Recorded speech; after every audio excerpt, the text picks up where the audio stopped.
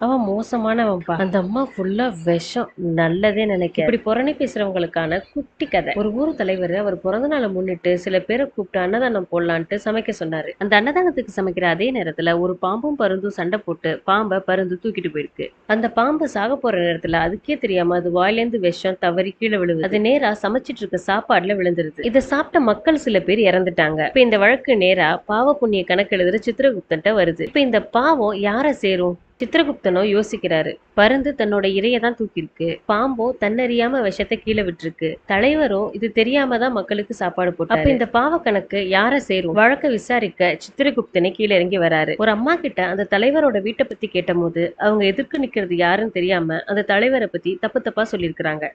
அவர் வீட்டுல போய் சாப்பிடாதீங்க, அவர் நிறைய பேரை கொன்னுட்டாரு அப்படின்னு சொல்லியிருக்கிறாங்க. இதை கேட்ட சித்திரகுப்தனோ அங்க என்ன நடந்துச்சுன்னே தெரியாம ஒருத்தரை பத்தி இவ்ளோ தப்பா பேசுற அந்த அம்மா கணக்குல மொத்த பாவத்தை எழுதிட்டு கிளம்பிட்டாரு.